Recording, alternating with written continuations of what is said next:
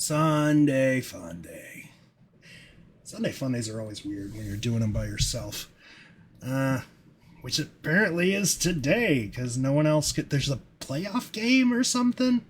Who watches football? I don't know anybody that watches football. Let's go for my weekly test to make sure we're streaming. It's so complicated. Life is hard.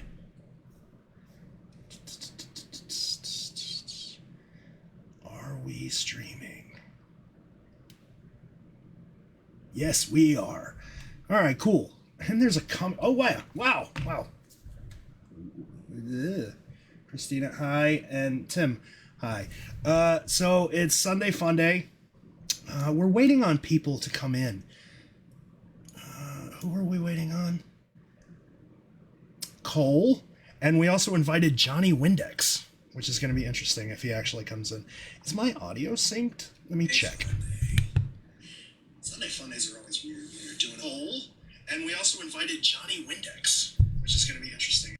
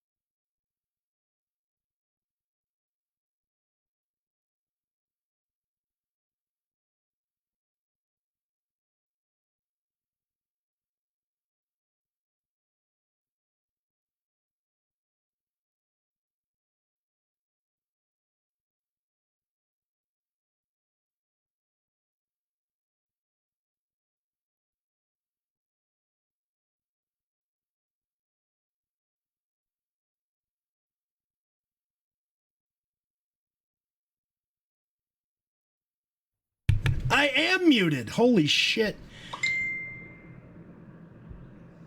Yeah. It took chat to tell me that I was muted. I'm just sitting here talking. The part about Brett not being here is probably good that was muted. What's up, Ashley? How are you? Yeah, it does. Dude, oh man. So, like a week ago, Destiny came home and her lab partner at school that she sits like right next to for 2 hours a day popped positive for COVID. And like my entire house freaked out. We all had to go get like tested. We tested 3 or 4 times now. Thankfully, no one has it that I know of. Well, it's gotta suck for you guys. You guys like taking time off work and just sitting around the house.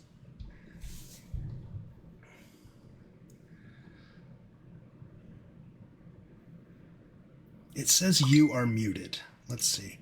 Let me fix this. No, you're not. It's probably just something I'm doing. Okay. I mean, 3. My setup is weird. Okay, now you shouldn't be muted anymore. Okay, can you hear me? Yeah, I think they can. Pretty sure they can. That's fine. It says in my system that they can hear you. Okay. No, like, I'm just lucky that, like, we all got it at the same time. You know what I'm saying? Yeah. Like, we didn't have to, like, chase it, so. Yeah. But That sucks. So now whatever variant you have, it'll be less likely you'll get it the next time. That's probably hopefully. Omicron. Especially if you guys aren't Yeah, sick. I think so, because, yeah, I think so. Yeah. Well, cool. Well, I mean, it's like half the world has that right now, so that's all right. Yes. Half the world has it right now. Basically. So what are y'all talking about tonight? There was no topic. Like I invited me and Brett were going to talk about the topic of conversation was why friends suck in relation to The Secret, but he had to work tonight, so we're going to hold off on that one. So probably next week or something. It was a good conversation though. And then like I invited a bunch of people, but apparently it's a playoff game tonight and everybody was like, I got to watch the football. Oh, really? Yeah. So I invited like Jason Olsen. I wanted to talk to him about some of his back of the book stuff. But he was the one that was like, it's the Steelers are playing and I can't get away. And then Cole had to work. It was like nobody was available today. Yeah. Natalie Kroll says so the game just ended. I don't know. It's up to you. What's on your mind in relation? Have you seen any cool posts lately? So I've been like neck deep in Adrien and Lisa's puzzle. The letters of Saint Germain. The Rhapsody in Gray. Oh, okay. Whew. Yeah. But so I haven't really been, reading too many posts on the main group. So what's up with the Rhapsody in Gray puzzle? Because I haven't really looked into it. I don't have time. So it's super challenging.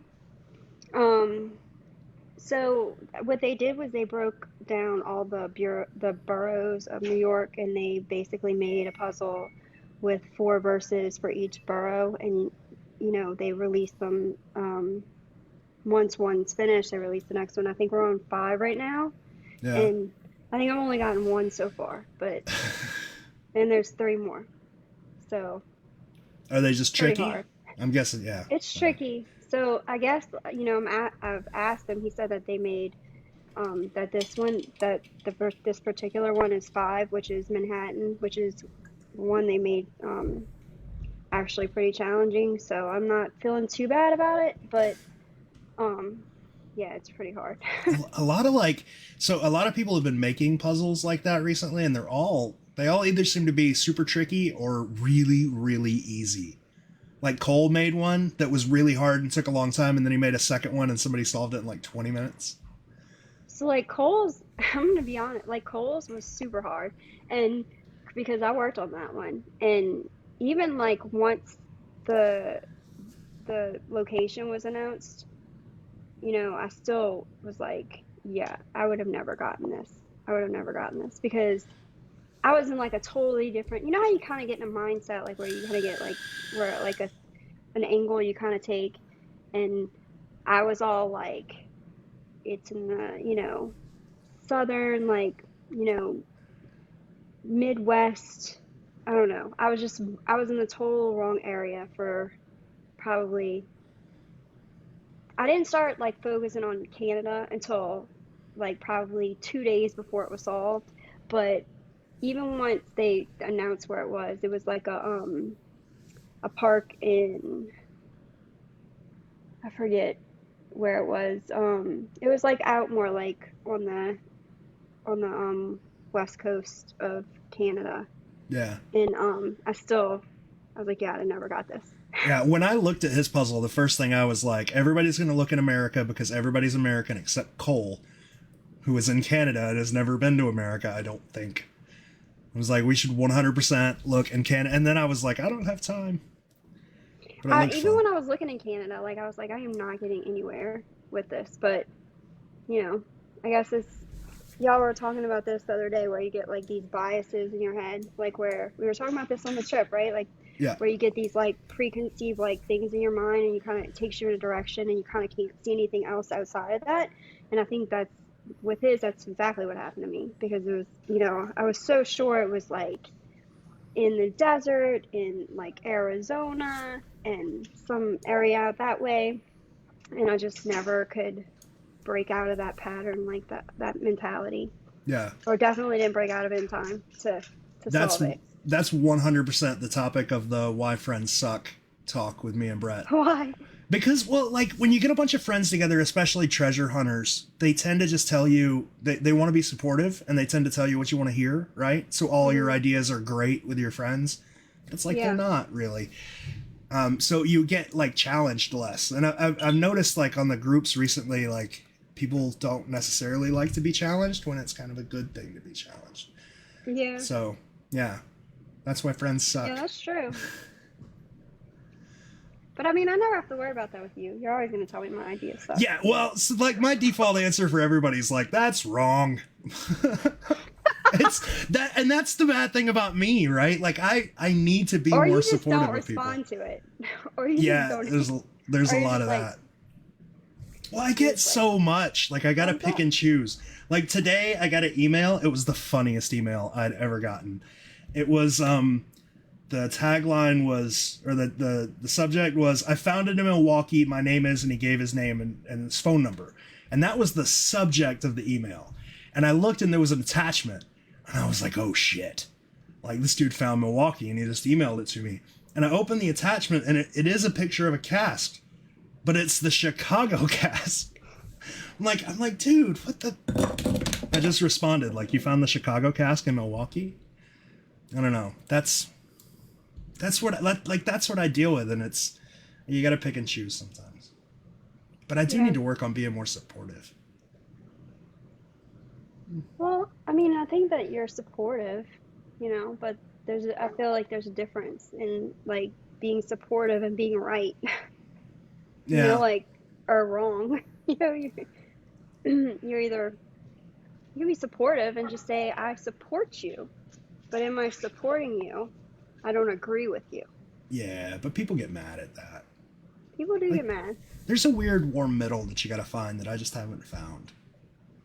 Yeah. I don't know. You'd be more like Sunday. That's great. Maybe try this. Sunday's like the ultimate diplomat. Yeah, she really is. But. So anyway. So, I was reading about, when, I was like looking up stuff about, like, I've been going back to the World Book a lot, like ever since that was posted and stuff. Yeah. And since we just got back from Charleston, I'll just say this, like, it's kind of crazy. Like, I was looking at all the cities, like, that have been, like, I guess, what do you call it? Like, the generally accepted cities. Yeah. And, especially, like, going back to the ones that have been found, like Chicago, Cleveland, and Boston. And all of the generally accepted cities have, like, significant, like, entries in the World Book, like, and basically mentions pretty much, like, at least one landmark that most people generally agree on is part of the puzzle, right? Charleston, though, it doesn't, like, the Charleston entry in the World Book is, like, 3 paragraphs. Really? Yeah. I never looked it up. Yeah, I looked it up the other day, and I was talking to Cole about it. I was like, it bugs me because when you go to the Charleston entry in the World Book, because I have 70, I don't know which ones you have. I have like 79 81. and 80. Yeah. 79 and 80 I have. The entry for Charleston is like half of one column on one page, and then you flip it over and it's like 2 columns. Whereas like Roanoke has like, it's like several pages, right? And it's got like a picture of the theater and the Wright Brothers Memorial, and then Chinatown for San Francisco, and Boston is obviously several pages long, and Cleveland even mentions Cleveland Cultural Gardens, and Chicago, is several pages long, mentions Grant Park and all that. Charleston is just like a blip. That's odd. Crazy. There's a lot of history in Charleston, like a whole lot of history. Right, I know. I'm gonna have to go back and read that.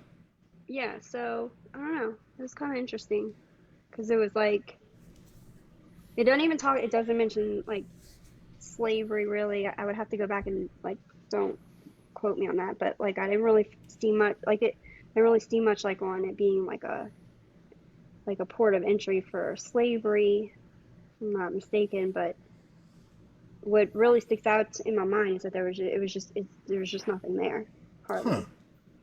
I'll have to go back and look. So, yeah. Because it was weird. Like, you were showing me some of the stuff in the World Book, and it's basically everything that we know to be true, at least in the paintings, has been in the World Book, right? The entries for the cities, which was really interesting. Right. And even, like, the San Francisco section, even, like, crazy, but, like, of all the things it could talk about, right? It even talks about the Ghirardelli. Yeah. You know what I'm saying? Like, that's so odd. Like, if it could talk about anything, and it talks about Chinatown and Ghirardelli, and for Boston, it doesn't talk about, I'm going to murder this pronunciation. It doesn't talk about Pupelo or Langon, but, Pupelo? Yeah. it does. It does talk about the North End. It's significant. There's a significant amount of talk about the North End. Did you say that the Cleveland verse talked about the cultural gardens? Yeah. Like all of the gardens, or the Greek cultural garden? Like it talked about the stretch of parks? It talks Gotcha. about the cultural gardens. It doesn't specifically mention the Greek cultural gardens, but like Houston talks about Melville in that section. There was always something. There was always a mention of some part of something, right? Yeah. So, like, North End for Boston, in the Boston section, the theater and the Wright Brothers Memorial for Roanoke. I mean, New York's kind of like wide open, as far as like we don't.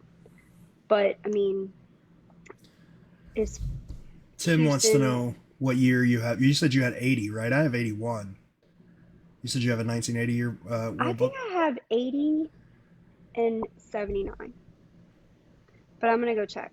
I really got to get these entries. So actually, one of them is like a... Let me grab my Charleston one real quick. Because it's just right there. Let me grab it. Room. Hang on one second. Okay.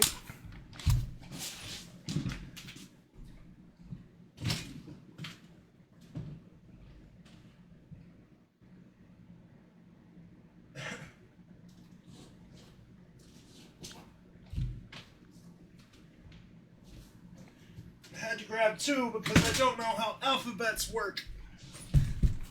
That was fun. Troy was like, yes, grab your world books. Let everyone open your textbooks to page 7. Churchill Downs. That's weird. China. I like how Chicago's got a big picture of the Mercantile Exchange where Rob worked. I'm not really like, I don't really know how to like share my screen with you. I don't know but if I can like send it to you if you want to look at it, because we can talk about this after. Oh. One participant at a time. And you can decide.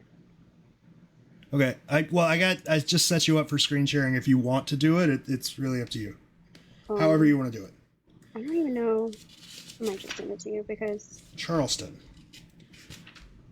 You're right. Wow. Mine, it's like... Yeah, it's like one super full page. Short, huh? Yeah. Oh, yeah.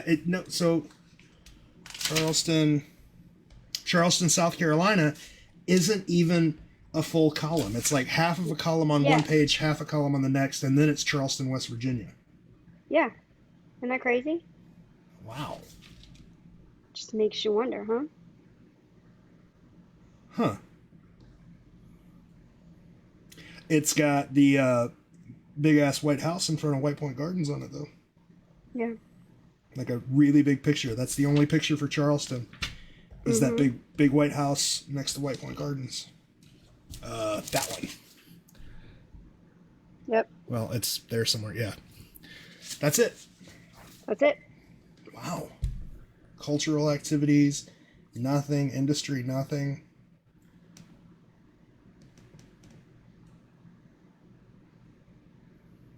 It talks about Magnolia Gardens.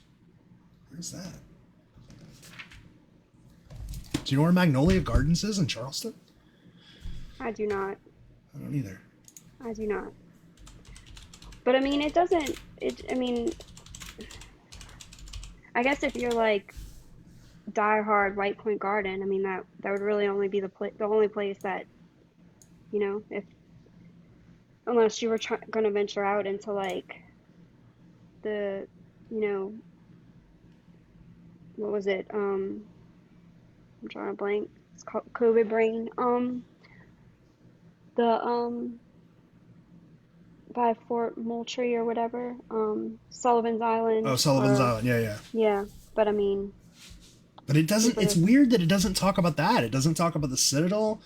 It doesn't talk about anything. Oh, I thought it, did it not? Yeah, no, it didn't. Well, it might not have, it might have, because I just skimmed. I didn't know, like...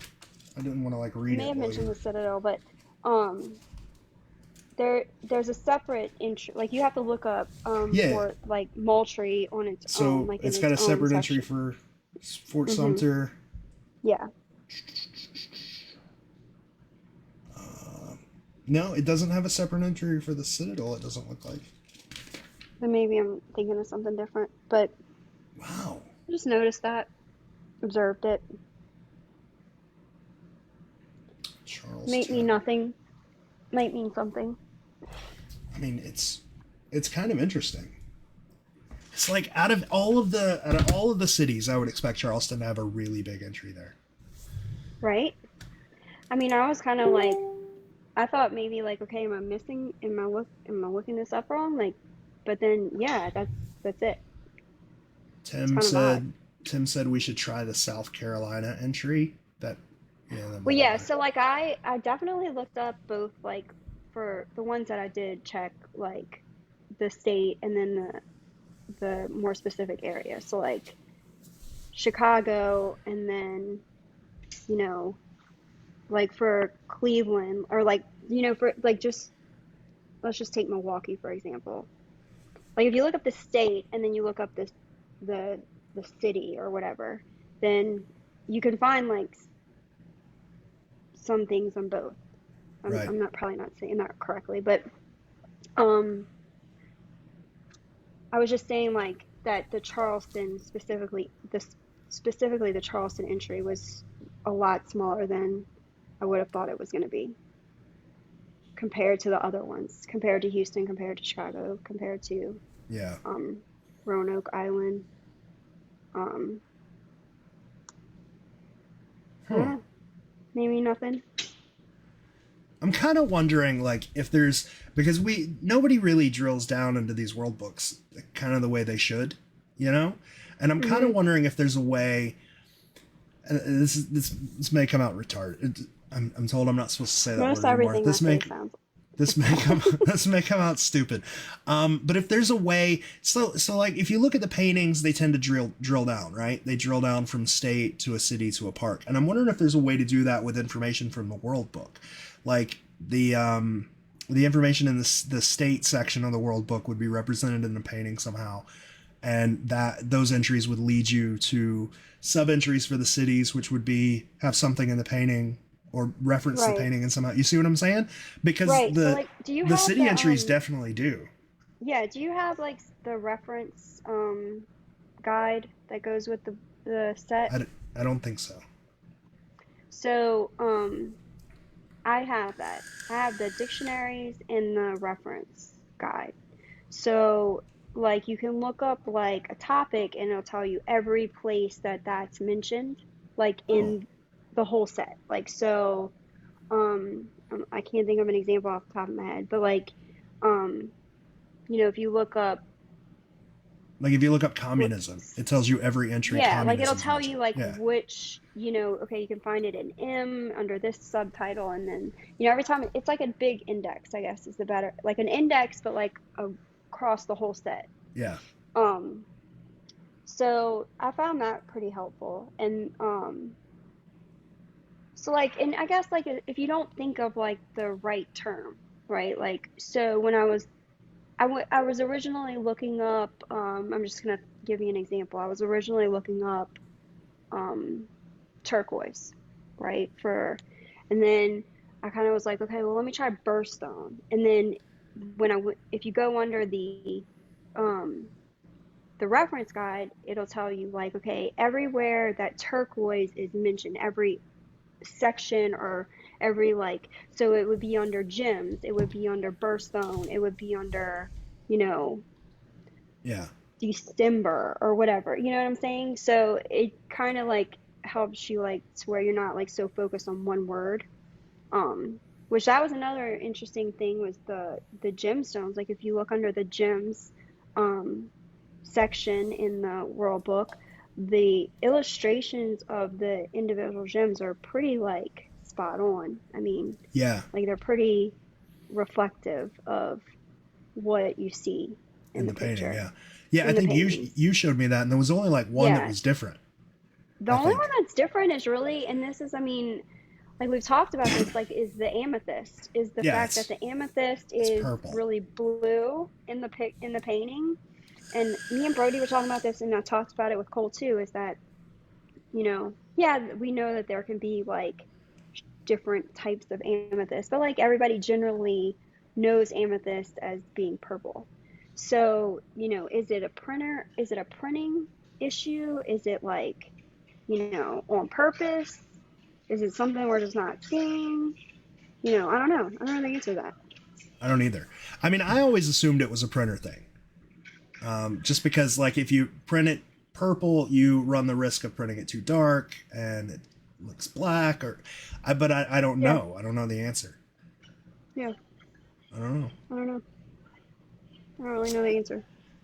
I really wish more people would dig into these encyclopedias, though, because like you were talking about the index. That's a research like skill that we don't have anymore. Like I didn't even know that existed. Yeah. But The research guide? kids in the 80s would 100% know that, Yeah. Well, I'm gonna go grab mine because Okay. I'm gonna look up and see if I can find anything else about Charleston in a second. Okay. I'm sorry. Just gonna talk to this couch here. Hi, couch. I have a couch like you. It's back there. Brown Sorry, I'm in a leather. hurry. Mine's a Barca lounger from the 70s. I found it at an estate sale. It's an old person's chair. Tim says you'd drive it as 71's likely not as helpful. Like, encyclopedias didn't change that much over the years, so you would be surprised. Maybe JJP did not have that colored paint. That's true. Maybe he didn't. So mine is, let me tell you what year it is. This is the 79. So like, I'm gonna just look up, Yeah, mine's 1980, not 81. Cool. just look up Charleston real quick.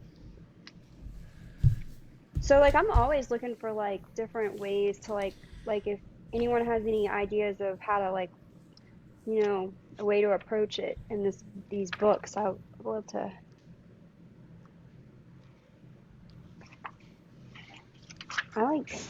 What I've learned is that like I'm really bad with the alphabet. Like I'm Yeah, always like I'm in my the same head, way. like I am the same way. I always have to think about it so hard. So somebody like going along with like old research tools. Somebody sent me around a bunch of like old Rand McNally maps from different cities from like the 70s. This one's not Right. from the 70s, but it's so interesting how little information is on a map compared to like Google Earth. Yeah, You for know? sure. And I mean, Like- honestly, like I found these books like so almost like cathartic in a way because, like when you try to search for things on the internet these days, it's like You're you just have to bombarded. sift through so much extra stuff now because, Yeah. you get like 8,000 entries for like, you look up Charleston, it's like cheap flights to Charleston. Or you end up falling down a rabbit hole that you really couldn't fall down in 1981. Right. Right? Like if you knew nothing about Charleston, if you were some kid in San Francisco and in 1981 and you wanted to learn about Charleston, you had to do it here in this encyclopedia or, research from other Charleston books that wouldn't lead you down the rabbit holes that you could easily fall down now with the internet. Right. So I just looked up Charleston for an example. And then like it tells you to look under C295, which would be the Charleston entry in the World Book, like the plain one. And then, but it also says that there's mention of it in colonial life in America under CI. So that would be like the CI book. And then SO, I don't really know what that's gonna probably South Carolina. 512, 520. So, I probably didn't look at these. Probably just the South Carolina entry is probably where the most is mentioned, but it doesn't have anything about slavery in here, but I do think that there's a whole complete section on slavery in um, the colonies or slavery in America that's its own separate section. Huh. But it's not mentioned in the index for like Not, Charleston's not oh, mentioned. Like so slavery's not that's all mentioned under that, Charleston. no, not It's for me. weird. That's Yeah, really weird. Huh. I don't know. Maybe like I whoever made the World Book just hated the city of Charleston. I mean, I feel like on some level, like you had to do some sort of like pre-game research, ahead of time. I don't So, disagree. I mean, this would be like the best way to do that for, just to kind of get a general like, you know,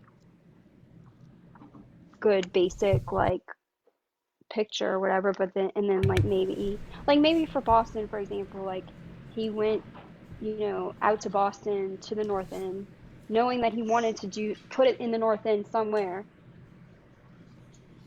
Jeremy said cheers. Cheers. Said How cheers. does he know I'm actually drinking right now? He doesn't. You Well, I just know am. that you know that he is. Cheers. He said, "How does he know I'm actually drinking right now?"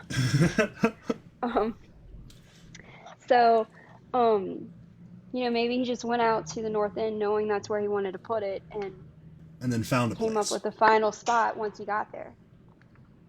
Versus it being like some predetermined thing in his head already. Yeah, He just knew he wanted to go out to the North End. right. Um, Because people always say like Byron was really smart. He knew so much about these cities, but he was smart, but he wasn't like a genius. He didn't have this encyclopedia of knowledge in his head. He had to get it from somewhere before he went to these cities. yeah, I You mean, you can't can't just just go in like get on blind. Google. Yeah, Yeah, you can't get on Google and research. I mean, you have the library basically.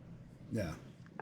So, you know, Hmm. everything like ever since that whole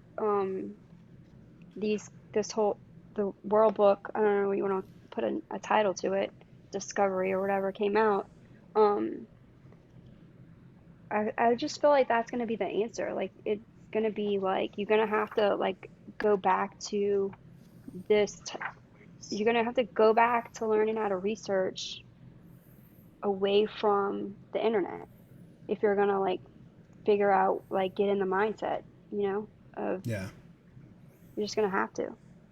Whether it's in the World Book specifically or not, it's going to be in a book of yeah, some sort for, on some level. yeah. Troy Tossi says local library, local history.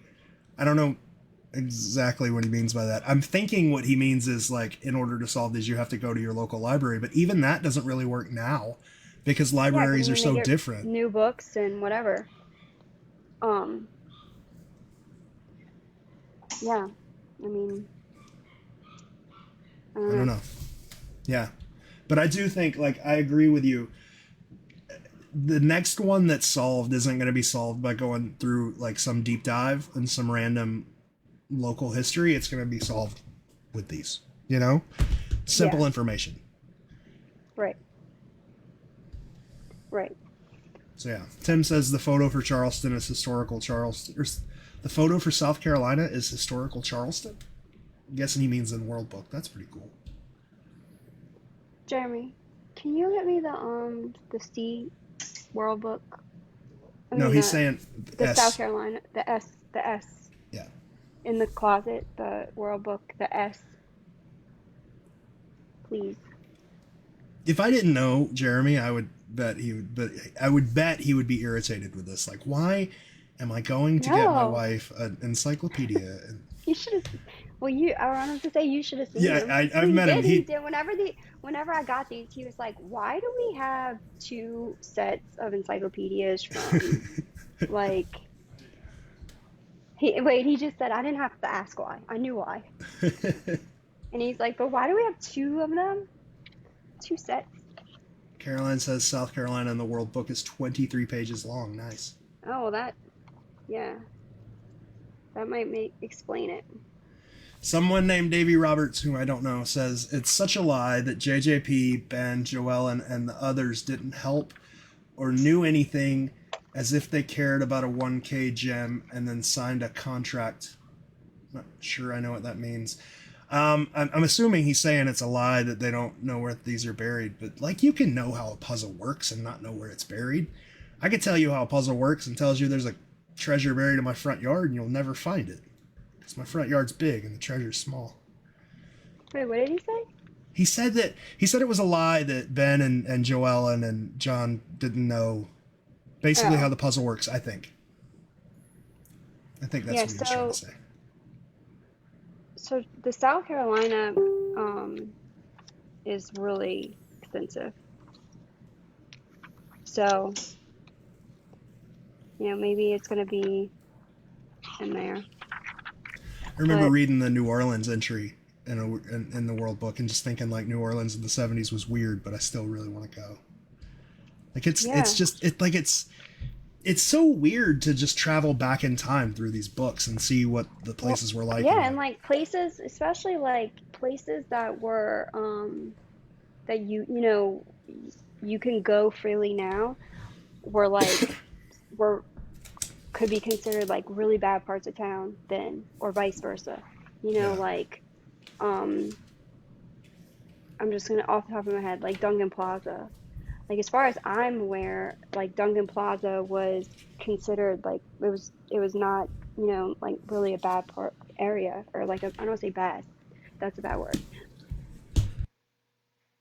Shh, we don't talk about her. Is this the oyster lady? Yeah. Okay. Monique. So there's places. There's places that were considered bad parts or bad areas where you really wouldn't go at night. Duncan Plaza is kind of like a iffy area now, whereas I don't think it was then. Yeah. Then places like Grant Park in Chicago, that was an iffy area then, and it's still kind of an iffy area now. Really? Yeah. I mean, that's where like that protest, the Chicago 5 or Chicago 7, like the hippies in the 70s were just beaten to a pulp by the police and arrested. That was in Grant Park. If I'm not mistaken, I'm pretty sure it was in Grant Park. Yeah, well, I guess Chicago. Yeah, it is kind of harsh. I don't know. I'm trying to think of it like, well, and like City Park's a good example of that too. Like where like City Park now is like everybody wants to go there, bring their family, and not saying that they didn't then, but like it was a lot more rundown than it is now. Parks in general are like that. They just like back in the day, we just didn't care about parks. Yeah, I don't think we did. Like if you had a baseball field, if your kids were playing Little League, one of the fathers was cutting that field because the city's not going to do it. That kind of stuff, you know? Right. I don't know. So, I don't know. I'm gonna have to send you that. Remember we talked about those things I found in that book. There's 2 images. I mean, I have rum brain right now. I kind of remember. We talk about that all. We talk about.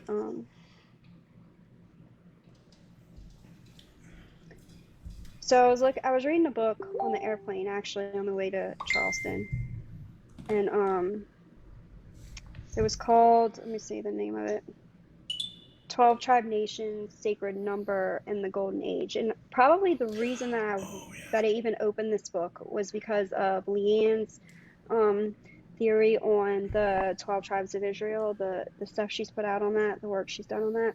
Yeah. So the book isn't really about specifically the 12 tribes of Israel, but it's basically, to sum it up, talks about like different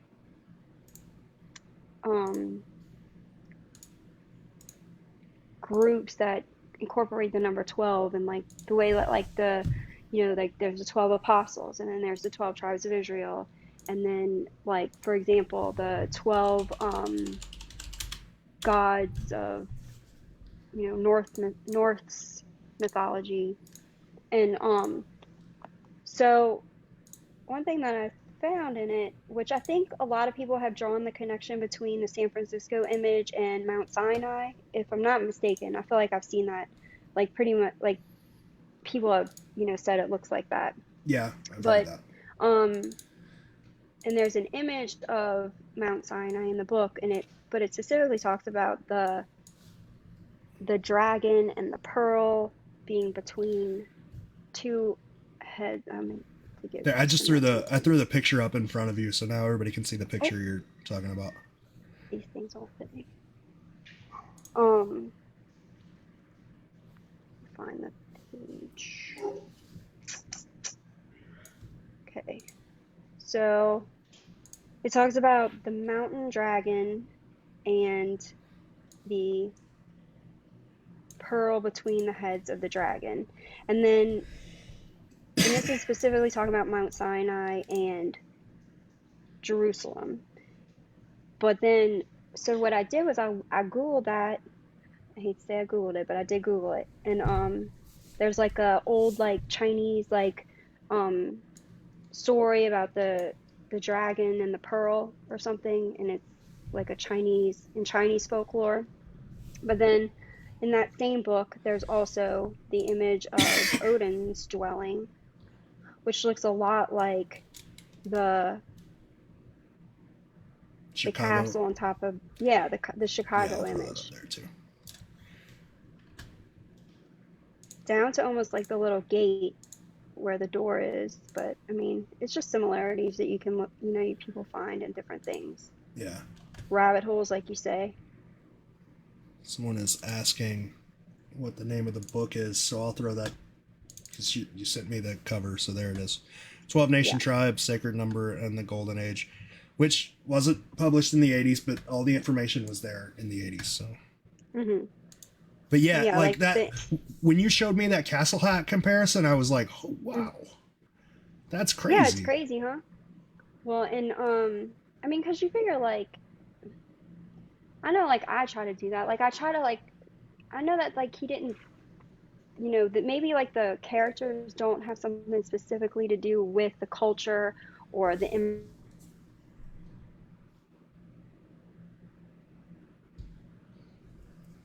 Let's try to make Ashley face as she unfreezes.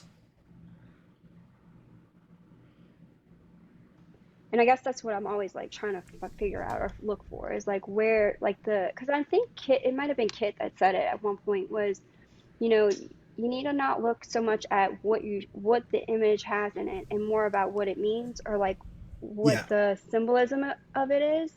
So like what's the symbolism of it? What's why did he choose, you know,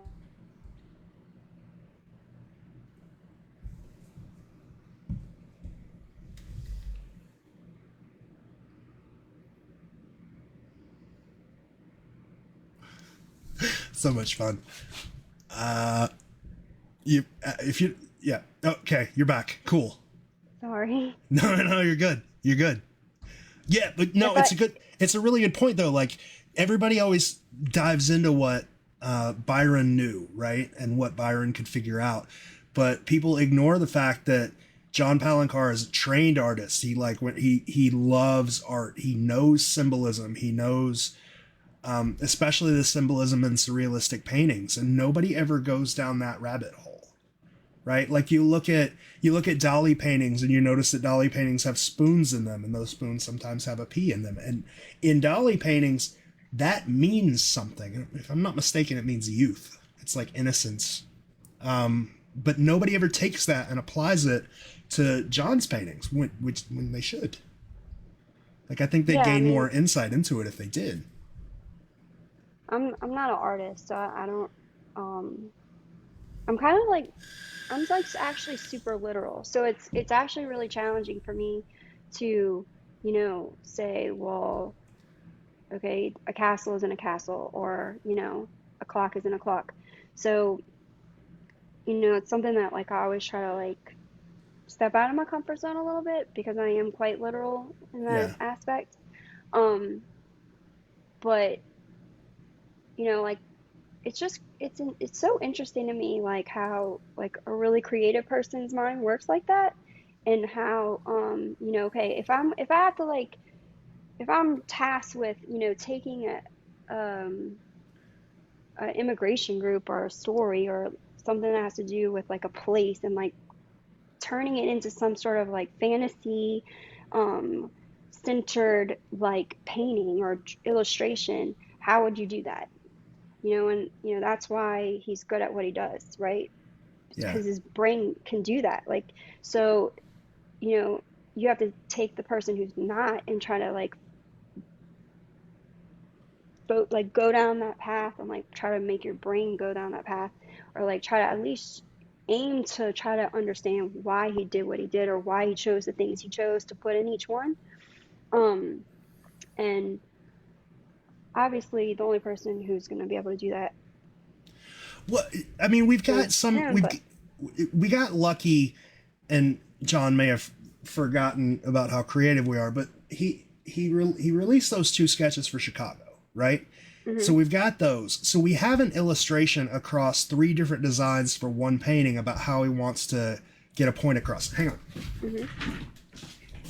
Ah, that hit my head.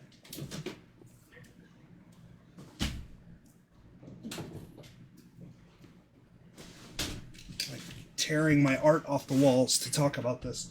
So like we have like this one, the first one.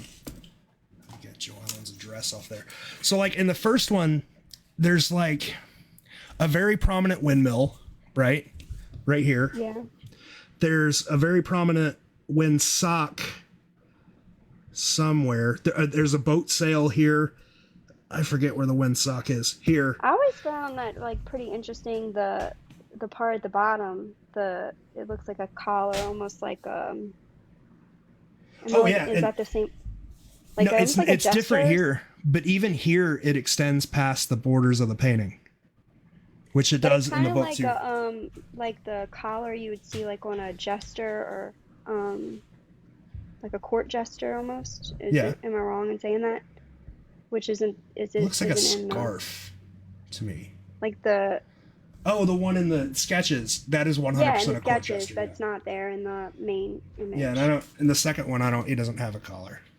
But in the Yeah. second one, he's got a windsock here. He's got a flag, another windsock here, and then in the final painting, he's got a windmill. So it's obvious in those 3 drawings that wind is important, and just so Yeah. happens to be like Chicago's the windy city, right? It's Yeah. stuff like that I'm talking about getting into, trying to figure out how to Mhm. tell a story with a painting. Right. So like if you take like how do you think what do you think about like New Orleans, for example, and like the clock? You think it's just a dolly thing? Well, Like no, a I'm 100% in agreement with you and most people where the New Orleans painting is just sort of what's the word, an amalgamation of multiple nursery rhymes. Like yeah. that's just it to me. Yeah. Like Cinderella, clock striking midnight, like Mhm. everything, Cal jumps over the moon, all of that. Yeah. I mean, Little Red Riding Hood, Grandmother's Hand. That's all I see in that painting. Now that you guys, once you guys started talking about it, that's all I've been able to see in that painting is nursery rhymes. Yeah. Yeah, I mean I hope that I had this like I talked to Brody about it the other day, and I was like, you know, I told him we need to like just start going because we've kind of like we've gone to City Park and been in Storyland like so many times. I told him I'm like we need to go some other places like and really like dig into them, and just so we know that we're not like hyper focusing on a place like that we think it is, because this is where like we keep coming back to. You know, like okay, we're gonna go to Audubon and just rule out Audubon. We're gonna go to I know he wants to go to Pontchartrain Beach and to that area, and that's like I told him. I said the I like a lot of things about Pontchartrain Beach. The only thing that really keeps me away from that area is the fact that it's not in the 2990 latitude longitude. Yeah. It's 2930. But you should like take that with a grain of salt, because how is he going to know the latitude and longitude? He's going to look up like in an encyclopedia, he's going to look it up. So he's going to And that's assume exactly what Brody said. He's, anything in that major metropolitan it's close area. enough. Yeah, it's close enough. And that kind of, I think that's why like we compliment each other well whenever we work, is because I'm super like literal, and he kind of a little more he can think a little bit more abstractly than me. But Caroline's getting beat down in the comments. Why? Because she said, I wish I could read these. She said, so was he representing the Red Sox with the Wind Sox for Chicago. It's Boston Red Sox, it's Chicago White Sox. And those two teams hate each other. So now she's... the sock didn't have a color, guys. I'm sorry. So, yeah. So there was a video, I haven't watched it, but I know you mentioned it, there was a video on the North Carolina group. Yeah. That was good. It was really good. So it was these kids like in 2000, I think, just took a video camera up to Fort Raleigh and made like a little, I don't even think it was a student film. It was just like a fun project or whatever. And one of the community members that originally found it contacted the kid who uploaded it and got him to upload his raw footage. So it's basically just these kids wandering around Fort Raleigh for like 15, 20 minutes, I think. But they hit all of the major spots. They hit the Watergate, they hit the fort, they hit the theater, they hit the trail end, the overlook area. They film the parking lot. Like, they film everything. Wow. So, yeah, it's in the Roanoke group. I don't know where else it's been posted. But it was really good. I'll have to... Actually, I can probably go find it and put it in the comments now that you said it. Roanoke. I have a lot to catch up on. Yeah, so the only crappy thing about that video was the kids, like, we've been looking for a really long time to see what a couple of signs look like, what a couple of the signs said as soon as you walk into the overlook. And they were like, they walked up to these signs and they were like, oh, these signs are super interesting, and then walked right past them. Well, didn't I'm show sure you it probably anything. wasn't very interesting to them. Probably not. Let's see. All right, I'll post it in the comments here. Well, weren't you telling me too about like the police on the island? They basically like know that the only reason you're there is to be up to no good or something like that. Yeah, the overlook especially, and the overlook in the theater got hit really hard a few years ago with diggers, especially during shutdown, the government shutdown that happened. It got hit really hard. And as far as I know, they put in like a bunch of infrared cameras in the trees at the overlook and around the theater, and like they're prosecuting people. And in fact, I don't want to say it, but I'm pretty sure that a couple of them are trolling the Facebook pages, because one time a dude posted a hole he dug on the beach, and like a ranger showed up at his house and fined him. Shut up. Yeah, it was crazy. And he posted, like, after he got fined, he posted on Facebook, and he was like, a ranger just showed up at my, and this was like, it was, he wasn't even in the state of, like, he was a visitor to North Carolina, and he had posted, like, I was on vacation or whatever, and I dug this hole, and a ranger from his state went to his house and fined him, if I'm not mistaken. Wow. But he posted, he was like, a ranger just visited my house and fined me for digging in the park, and everybody was like, that's not true, you're a liar. You just want people to stay away from your spot. And it ended up being 100% true. So yeah, they don't play. Take their job seriously. I know, right? I mean, they got a lot to protect. I think that's kind of like the mentality like most people have, is that they don't take it serious. Like they're not, like they care, but they don't, like they tell you not to, but they don't care about it enough that they would actually prosecute you for it. But you know, Roanoke probably would, yeah. Yeah. You know, New Orleans, I mean, I would never tell anyone to do it in New Orleans, but I mean, people can't even get the police to come. Like, I have friends that literally, not a couple weeks ago, were out in the city, and they had their window shattered on their vehicle, and they actually had a firearm stolen out of it, and we're trying to get in touch with the police to make a police report. And they called, the police number, and they basically told them that they weren't going to come because they didn't have enough Yeah, I think And like it was. stopped a cop and asked them, they're like, look, I just had a weapon stolen out of my vehicle. I need to make a report. And they were like, sorry, Yeah. we don't have time. Some cities are different. Like San Francisco, they asked the head of the parks department once why he was so cool about people digging and like whether or not they would prosecute people for digging. And I think he said like San Francisco's a big city with a lot of problems and a couple of holes in the grass isn't one of them.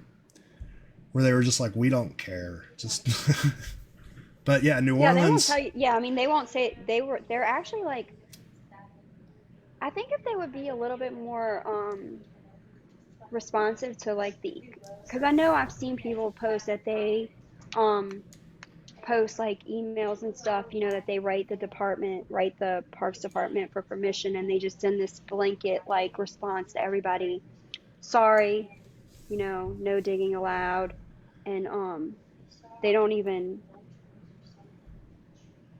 I think if they would like be a little bit more responsive to that, like maybe I don't know. You got with to think about it on like a government level. Like imagine you're the chief of a fire station and every day you come in and 4 people have messaged you about how there's a treasure buried in your front yard and they just want to dig it up. yeah, And like, yeah. it gets a little annoying. I feel like if people were a little calmer when they wrote their emails, number one, and if they were a little more respective of the parks, this wouldn't be as much of an issue as it is. Yeah, I mean, people, we get excited. People get excited and they are certain that they know exactly where it is. And, you know, Somebody named Aldar Book asked, "Do you think they would arrest you just off of Roanoke?" The national, and national. Oh God, National Park Service is a very specific area. Don't dig in that area. That's all I can say. Like whether I don't know anything else, just don't dig there. But yeah, because like in New Orleans, before Expedition Unknown, we didn't have a problem digging. Right? And then even shortly after, there was one person that was digging with permission in Storyland, and he didn't have a hmm problem. It was no. when people started just like coming up with just random weird ideas, beating the hell out of the parks. That's when it stopped. Well, and I mean, I haven't tried to, get permission since, but like Storyland or City Park was vandalized like in within the And last like couple years. they So, like tear up the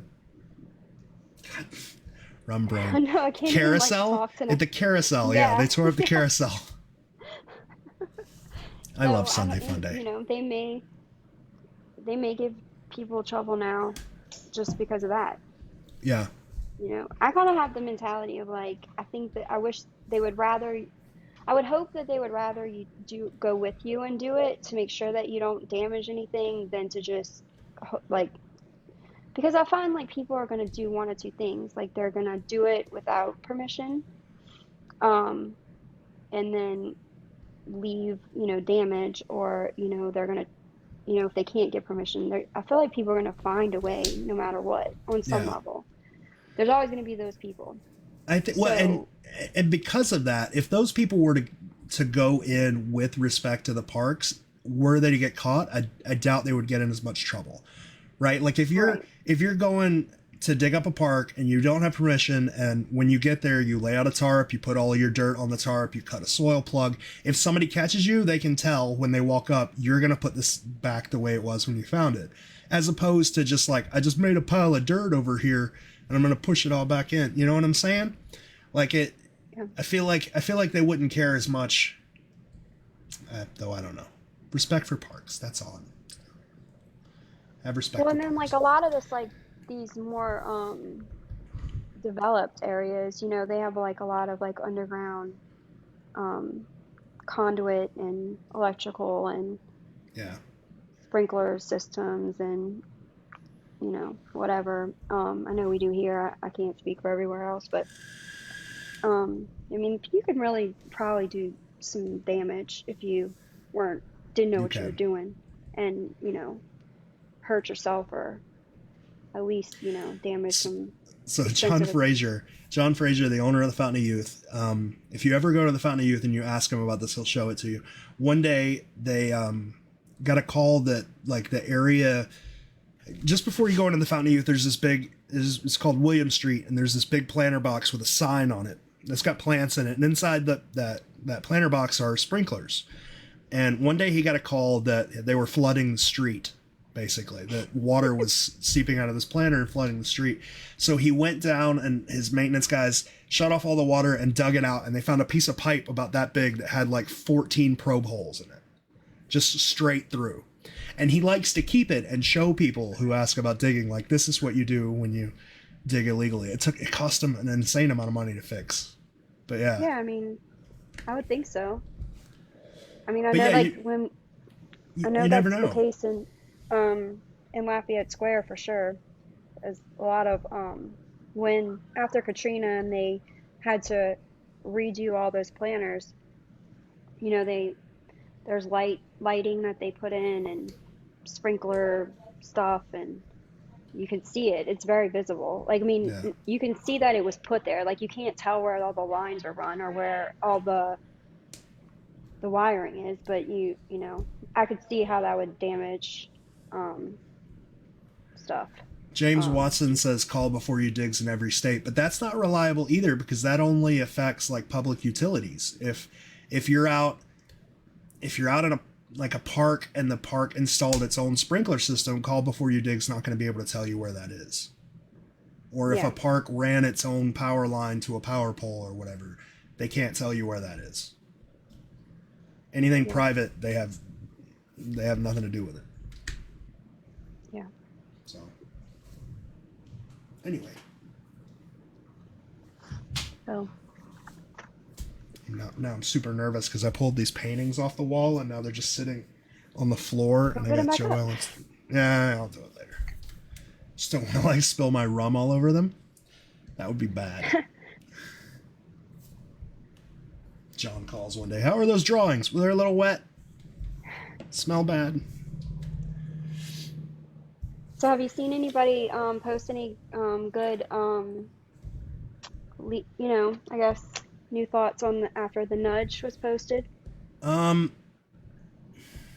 know, I've tried to not read them because I've been trying to like formulate my own ideas, so I didn't want to be influenced, but I'm at a loss, like a complete loss when it comes to it. I really just think they're trying to tell you to look at the paintings different, but I don't know.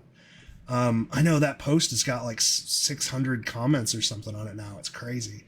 I like how people are working together, working through it, but yeah, I mean, I feel like just as, I don't want to say just as confused, but like whenever the questions that they posted, or, you know, that they proposed, like, you know, why is one side different than the other? My literalness was like, I didn't think that armor was symmetrical. And it is to a point, isn't it? So I was under the impression, and I mean, I'm not an armor expert, but I was under the impression that one side was different based on the, like, handedness of the person. Like a right-handed person had different stuff on the shoulder and whatnot because of, like, the hand carrying the weapon had to move more freely than the other side, and like one side had like more protection on a shoulder or something. But like I said, I'm not an expert, so I mean, I don't know. The only thing that I really even like looked at differently, like, not that I looked at it differently, but I'm looking at it with a different, like, questions in my head, is like on the left side of the medieval, I guess he calls it the medieval scarecrow, like the dots on like the arm are like like one is more towards there's like two dots out to the that's always been weird to me, edge, and then one, and then it's not the same on the other side. That's literally like the only other thing. That's always been weird to me. Why is there a plus and a minus, you know? Yeah. I don't know. I have no idea when it comes to this. I didn't have any good input after that nudge, but Which sucks, right? If you want like an official hint or whatever for the secret, you want it to be a little better than that, more direct than that. I'm sure maybe? whoever wrote it probably. They're probably like, you guys are exactly, idiots. yeah, and it's probably exactly like, now that we know where Boston is and we know, it all makes sense, right? Like, it's like duh. Yeah. But then, and I'm sure once we figure out where this is, it'll be crystal clear, right? After we know exactly where it is. It just doesn't, because we don't. Yeah. We don't know what it means because we don't know where it's at. I'm sure that's exactly how it will be. And we'll all be like, all duh. of them will be like, yeah. But I don't know. So you have any other good things to talk about? I can't. I don't know. You can hear me now, right? Yeah, I can hear you now. Yes, you can hear me because I can see my thing. I don't know. I might cut it short. I was hoping Cole would come on. Cole said that he was getting off at like about this time, but I don't know. Maybe just cut it short. We can play Oregon Trail. I'm kidding. You play Cards Against Humanity again. That was fun. Simon Balden really wants to come on and talk to us. Like, he's posted like 6 times. Should we let Simon in? Come on. Okay, Yeah, we'll let Simon in.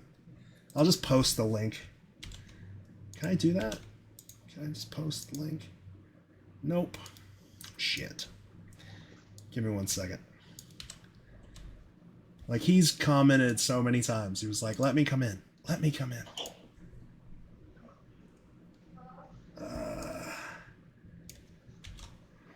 Where's Caroline? She's not going to come in? Caroline, apparently, I don't know. It's not here. Caroline. I'll just post the Zoom link. Whoever can join, I don't care. Yeah. We're running out of things to talk about. We are. We can talk about why friends suck. So you have to tell them about the Oregon Trail thing, about how we were talking about how old we were and how it was the only video game. It was like literally the first video game that I ever played. And then we go to this bar. What bar was that? It was like a rooftop bar above the Hyatt in Charleston. Yeah. And we find this game called the Oregon Trail board game that we tried to figure out how to play for like an hour and could not figure it out. We made our own rules. It's fine. Then we just defaulted to Cards Against Humanity. It's Simon. What's up, Simon? Hi, Simon. Hello, hang on. I've got two audio channels, so let me just mute one. Okay. Okay, I've got one. Okay, so can you hear me now? Yeah. Good. Okay. Right.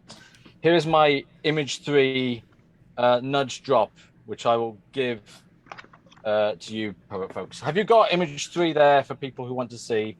Or I'm sure people know in their minds what it looks like. Yeah. Okay, so right. Oh, she's gone. That's not right. She's probably listening. She's got AirPods in. I'm listening. Oh, okay, right. Okay, so as we view the picture, yeah, left is the hand that's like that, yeah. Okay. And the right hand is the one with the watch, yeah. So we're viewing it left and right. Okay. So the left hand, right, yeah, I think represents a sort of measurement, because if you look at the way it's I can't quite do it, but the 2 fingers there, the thumb and the whatever finger, is they're kind of parallel. So it's kind of doing like I'm measuring a thing. Yeah. Okay. So a distance measurement.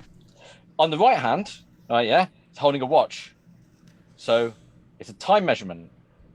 So with latitude, you measure the distance, and longitude, you measure with time. See? Longitude, latitude, they are opposites on the thing. Okay. Now here's the kicker, yeah. The left hand, yeah, as we see it, the measurement one, yeah, has got the plus symbol. The right hand, the watch, has got the minus symbol, will be on its side. Yeah. Whenever you look for somewhere in North America, the latitude is positive and the longitude is negative. So the clue I think the gift giver kind of gives is, hey, there's latitude and longitude in the puzzle, which is 18 years too late. They but 100%. it's a nice safe. They 100% Yeah. knew we knew that. So I'll Yeah. say that. Yeah, exactly. Which is a great thing for the gift giver to give, because it doesn't advance the puzzle that much. There's other stuff that might advance it. I've got some notions, but I'm not going to say about them. But I think that is a thing of the the latitude and longitude is in the puzzle, folks, encoded into image 3, a general clue, and that That's was my take on it. What do you think? I can't see the messaging and stuff. I don't know what people think. Ashley, what do you think? I mean, to your point, I mean, I could not like incorporating the fact that, like George said, I'm sure they knew that we knew the latitude, longitude. But maybe they just mean to look more on like each side and basically like, I don't know, one side has like certain details of geography and the other side has, I don't know. To do with time. Rob Caragiulia. Rob says, I'm kind of let down, Simon. That could have been posted. Yeah, but the thing is, I can't do the thing. Yeah, I can't do the thing, and you know what I mean. And I don't want to write that all down. I don't want to type. Yeah, that's a lot to type. Earlier, we were talking about how I want to try to be more supportive. Putting that comment aside, I actually really like that. That was a good idea. It was a good. I mean, I don't have well, I thought that took me a day after I got it. I was kind of mulling it over my head, and that sort of came. There's another thing that I've figured out that I'm not going to say, but I had a. That's just not fair.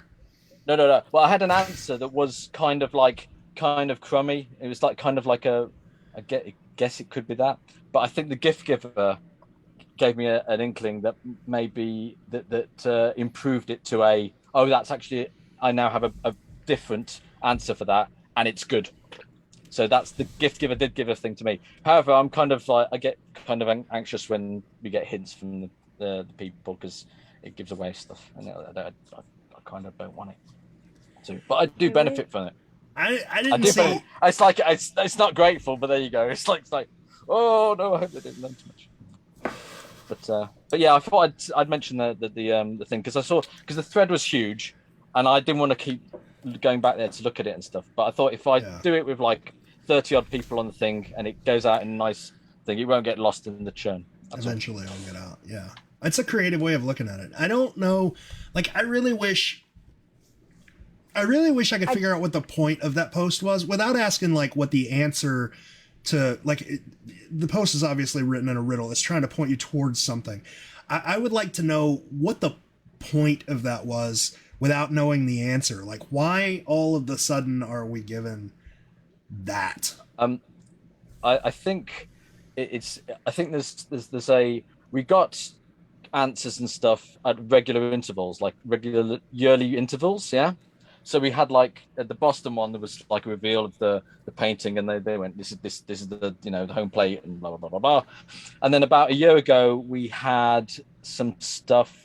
Did we had like an interview or something? Wasn't he on one of the? I interviewed John, but all he said was no. There was no one. Wasn't there one before that? There was sort of like a video. It might have been the Expedition Unknown or something. Maybe that was the same time. John Michaels did a Christmas stream with JJP. That's it. Yeah. So it was like a yearly thing. Yeah. There's a thing, and so this year there's not really anything, but it's the 40th anniversary. Yeah. I will say this. I think that the clue, that the reason why the gift giver gave it about this thing is it is the most difficult, problematic part of the puzzle in terms of it unfolding that way. Yeah, because people go, the gem values, the hardest puzzle logically might be Charleston, because it's the diamond, and diamond's generally viewed to be the most expensive gem, or was, or whatever. I know the argument about what size the gems are and stuff like that, but there's an argument that the expensive gems are more harder puzzles and stuff, as they thought at the time. But it may have unfolded that image 3 is causing people the most trouble. So this is like a pity gift. I would say that New York is causing people the most trouble, but yeah, as is my opinion. And I mean, like, why that example? Like, why the whirling dervish? Dervishes? Yeah, like that. Yeah, Like, it why doesn't. that? You know, that's like really specific. Unless it's completely unrelated to the hint, and it was just like literally, I was watching a movie and it reminded me of this. Well, I Yeah. mean, he's talked about like the one, one hand giving and one receiving, um, one, the left, or I don't remember which one is Yeah, the right, you know, which I did not know that about what you just said about the measurement and the time thing. I didn't know that, so that I learned something. But Oh I yeah, don't know if you go that to Google. You go to Google Maps and you type in the location. It will say when you click the location, look in the address bar, and you can see the little latitude longitude number, and it's always the number, and then it's negative somewhere. yeah. There's an old film type it's like one of those drama based not documentaries, drama based historical things. And it's called Longitude, and they had like special clocks a clock that was like suspended from a thing in the ship, and it was like on a thing, and then they eventually got down to sort of like watch type technology. There's like a special rare watch that's like a antique sort are of you thing. talking about like an astrolabe or something? Like, is that what it's called? No, well, there was a suspended clock that was like the sort of the early prototype thing where they were to measure longitude, yeah, and then the technology got better to the point where there was like there's actually a comedy series called Only Fools and Horses where an antique watch, which is like this rare watch that's worth millions, sort of like emerges and stuff, and that's where the watch. So that reminded me of the longitude watch. That's where I got it from, folks. That's where I'm inspired. As for the dervish thing, John is an artist, and a lot of his stuff is about evocation. You see a thing, you kind of imagine it slightly differently or whatever, and then you might, So he sees this thing, and maybe he goes, "Oh, that's kind of like the thing," or maybe that was an idea at the start. But I have not come across any sort of Turkish dervish type thing to this part of the puzzle at all. I mean, you're assuming this was John here. That's yeah, a pretty big assumption. I don't know. I do know he knows stuff. I do know he knows stuff. I do think he knows stuff. I mean, to be honest, the baseball link with Image 11, I did not know as much, and that opened up some avenues for me to go, right, okay, and work out some stuff. Yeah. But that's in the future. I'll say this, and it might be because of rum brain, but John, number one, doesn't like, for all the people that are assuming it's John, number one, he does not like the internet. He absolutely hates Facebook. He will not, like, he doesn't have a Facebook account. I don't know. I would seriously reconsider it being John. I don't know. John by proxy. Is that what you're saying? Yeah. No, I would seriously reconsider your thought that Palancar has anything to do with this. I think he has told me stuff. He has told me stuff. I do think they know where. I mean, like, he knows where the cities are, or conurbations, whatever. He must know. He must know. He must know which things. What has he told you, Simon? I've got some stuff I know that the artist would have to know something, and it's like, yeah, it's a high probability that he knows about where the general locations of where things are, because he's had photos of the places and stuff, and he's also had like 40 years to street view his way around places that he suspects and stuff, and go, oh. Chris Googly says JJP answered a question on Facebook today. There are two people that control that John Palancar account, and that's me and Kit. There's a high likelihood that one of us answered that question for John today. Just so you know. Don't bust everybody's. I'm sorry. He doesn't. He's like a Luddite, man. He hates technology. Dream bubbles. And I think it's because of The Secret. He is so scared of, like, not scared. He is so aware of tracking. Like, he hates being tracked. He hates, like, he doesn't have a smartphone. Like, who doesn't have a smartphone? People that don't want to be tracked. So, yeah. Does he have a flip phone? No, he's got like a candy bar phone. It's weird. There is a certain section of people who want to live like it's the 90s, and there's a positive element to that. Pretty Not being sure online John all the wants time. to live like it's the 1890s. I mean, you don't think it's more like, like his, like the digital, like, age kind of,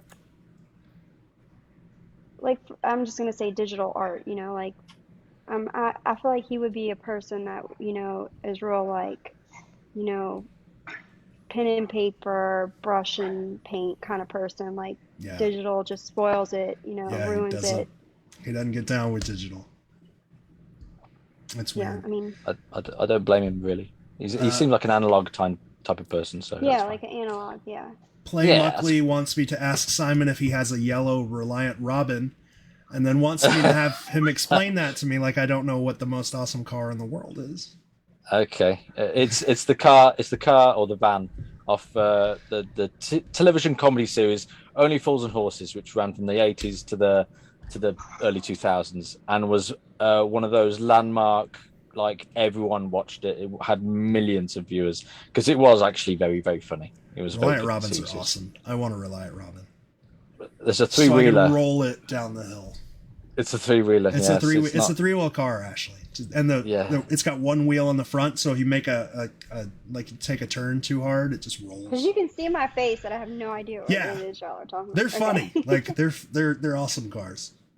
Yeah, they've got in that series. It's the Trotters, and the company they've got is called Trotters Independent Trading, which the acronym is, well, there you go. That's the kind of the joke. One of the jokes. It's got some great zingers, that TV show. Yes. Yes. Yes. It's a weird divergence, but yes. So what else you had to talk about, Simon? Yeah. Because you're on now. I don't know. Sunday contacted me about sort of this weird group thing, of like the various groups and sort of like having people host groups and things. And she's approached me about maybe if I wanted to do that sort of thing. I said I had an interest in doing the back of the book group sort of thing where we discuss. Maybe I'm thinking 3 you don't fair want me folk. in that. No, but you can be if you want to. I can, I got mute. I got power mute. So. Me too. Check it out. I will be a tyrant. I will be a tyrant. So are you a back of the book guy? Basically, it's the part of the book that I can talk about and feel like I'm not divulging. I'm currently compiling my answers and stuff. I'm a horrible procrastinator. But when it comes to the back of the book, I want to reread it, and I want everyone else to reread it, but in a nice, slow, portioned amount, so they don't get sick of it, because it can be a bit too much, really, if you just tackle it by yourself.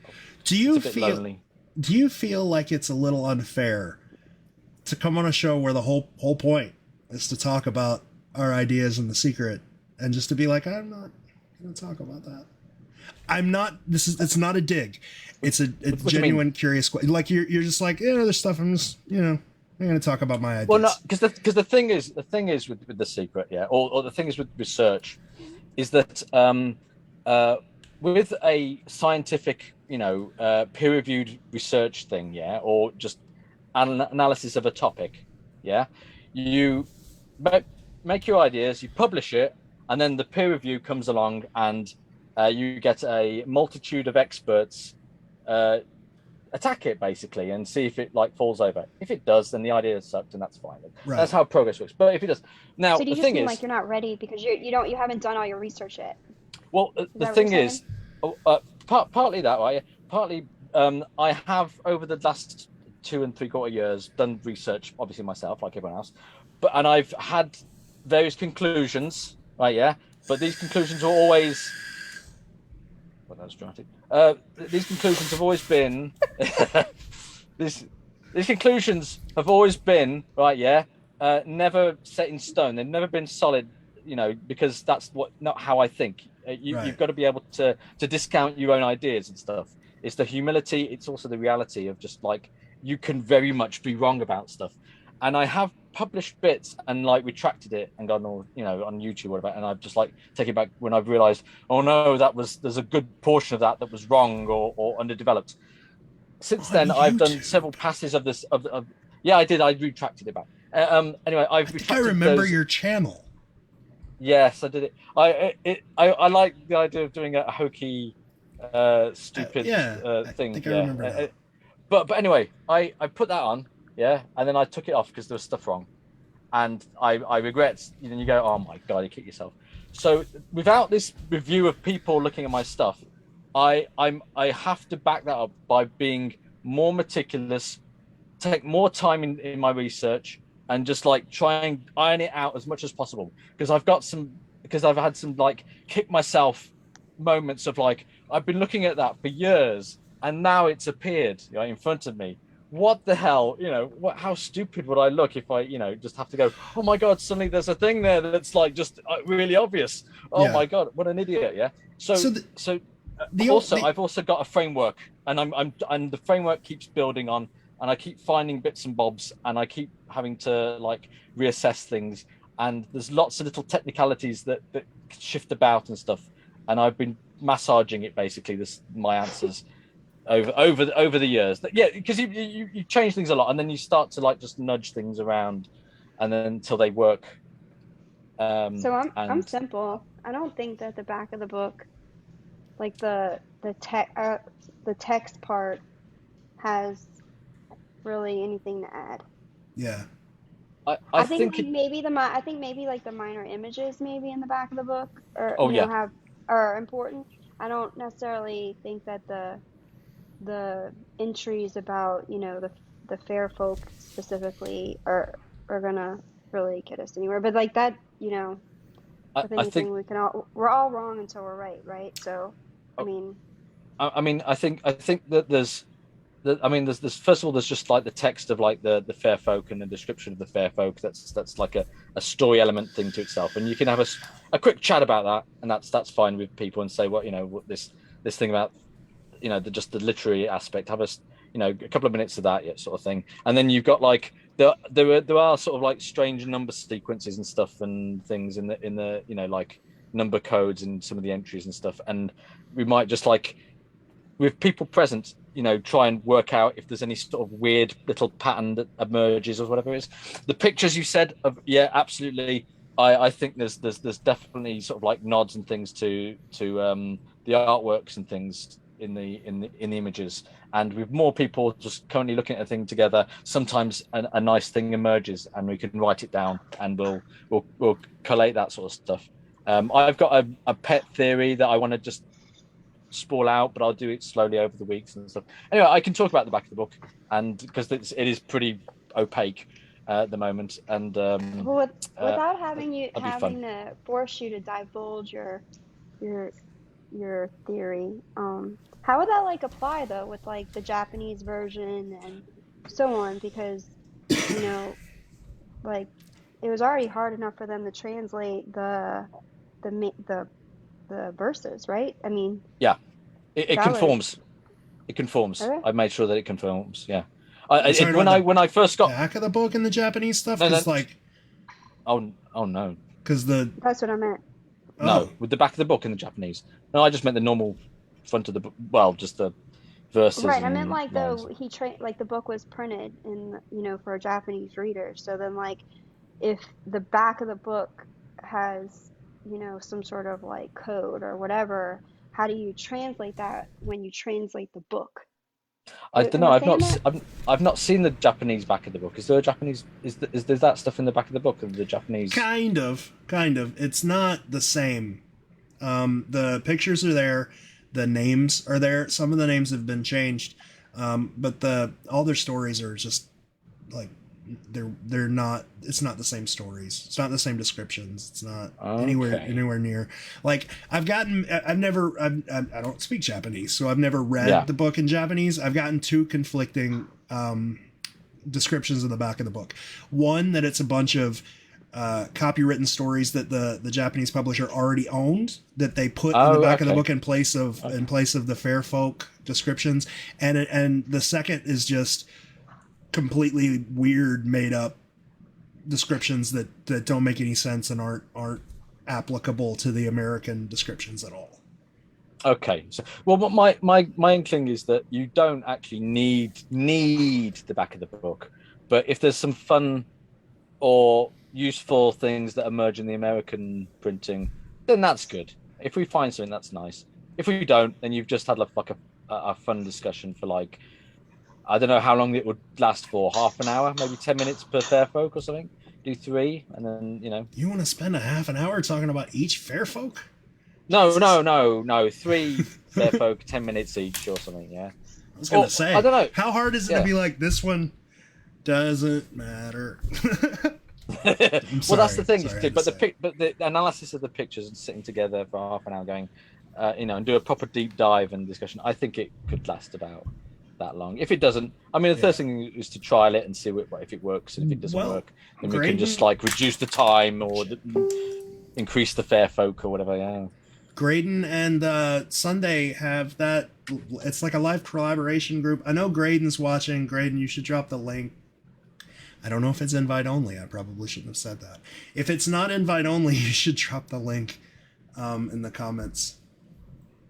Somebody... Again, she hasn't confirmed me doing this and stuff yet, so I think it's just on the. If I do this, it would be hopefully afternoon in the US, like because then it's not like in the middle of 3 a.m. for me. If it's like evening or nighttime for me, that's fine. That's the thing with the time difference. There for you? No, it would be at the moment. It's 2:30 a.m. Yeah, that's all right because I've exactly So I do stay up sort of like especially sometimes. Trying to go back over, but that's because. Simon, you got a couple of comments. James Watson said, so you specifically, you won't look stupid if you post for comments. I'm thinking he's talking about your ideas. That's how we grow. I look at my early theories compared to what I've done now and think, egads. It's a good point. Like, even if you're still working out your ideas, bouncing them off people is probably the most helpful way to work through them, because it helps you avoid that confirmation bias that you obviously don't want. Like, yes. I think it's like, it's all about like how you say it too. Like, if you there's certain things people like, the way that they approach it or the way that they present it, that just invites, I don't know, invites conflict almost. Like, instead of just coming at it like, look, I had this idea, I'm curious what y'all think, and then people don't get so like whenever you approach, present it like that. Well, I think so we live in tourist areas, right? You and I, Ashley, we live in tourist areas. So we see how tourists act, right? And when tourists come into our town, they act like, because they've taken time out of their lives and planned for this trip, that everyone else should sort of cater around them. Like, this is their special time. And I feel like Facebook has that effect on people where people feel like, because this is my account and I've spent so much time on my account, that I'm the important person here and that everyone else should cater to the way I feel and towards my ideas. And they forget that that's applicable to everyone in the group. Like, it's everyone's thing. When people forget that, they tend to be rude and not realize they're being rude. And that's what invites the conflict. Yeah. Yeah, you see it with tourists all the time, where they're just like, they'll cut in line or they're being rude, but they don't realize it because they're on vacation, where you don't realize that everybody else is out here just trying to live our lives, and we deserve respect or whatever too. Yeah, I mean, or like the opposite, where like someone countering a thought or countering a point is automatically taken as some sort of dig or some sort of like hostile like thing, and it doesn't. It's not always, Like, to me, like, if you're gonna post it, like, you post with the understanding of knowing that, like if you don't want people to like say anything, like, say so. Like, if you don't want people's input, like, say so. But like, just the act of posting to me is like, okay, if you're gonna post it, you're also either inviting some sort of like counter argument, or like people who know more. Like, I always like want people who know more than me to tell me when something's wrong. Like I do that all the time with Travis. Yeah. Like Travis, like, you know, I'll say like, hey, what do you think about this? And then he'll be like, and he'll give me 8 reasons as to why I'm wrong. But I know when I message him that I'm doing so knowing that he knows more than me and that he's going to tell me, right? I'm not messaging him, asking his opinion on something because he's going to say, oh, that's great. Because he like literally almost never does. He never does. But Travis, like you know Travis well enough to know that his criticism's coming from a place of like respect and sort of teamwork, right? Where most people don't know Travis that well, and Travis comes across as a dick. You know? So like one thing is when you make those comments and you're getting responses, I think another helpful thing is just like pretend that those responses are coming from a place of respect and teamwork. You know, even if they maybe don't sound like it, things get lost in translation on the internet. Like Travis, sometimes he sounds like a dick, but he's not going to be a dick. That's just the way he sounds. He's very respectful, you know? And there's a lot of... Travis is like very analytical too. So like he's gonna like, he's gonna list all the reasons as to why he thinks this is either right or wrong or whatever. And he's not doing it to be mean or rude. He's just telling you the information that he has in his head, which is a lot of information. A lot of the conflicts I see on the internet are people that are just taking something the wrong way. You know? So I always say, just like when you're getting a comment, just like at least just pretend that it's, you know, it's probably coming from, even if it sounds like the person's being a dick, it's probably coming from a place of teamwork. Otherwise they just wouldn't have commented. I have seen someone be abrasive towards me, and then I've responded, typed ready to respond, and then I think my PC miraculously needed a reset, which is rare these days in these Windows 10 days. Yeah, I had to reset the PC and come back to it, and then they'd modified their post. Yeah, so they were too mean, and they edited it back. So I was like, oh. I think Aldor. Some people are just dicks. I mean, some people are, and we won't say who, but some people are just. But I mean, I think Aldar Book just called me an asshole because he was like in the comments, he was like, George does that, and then in a separate comment, he's like, a lot. A lot.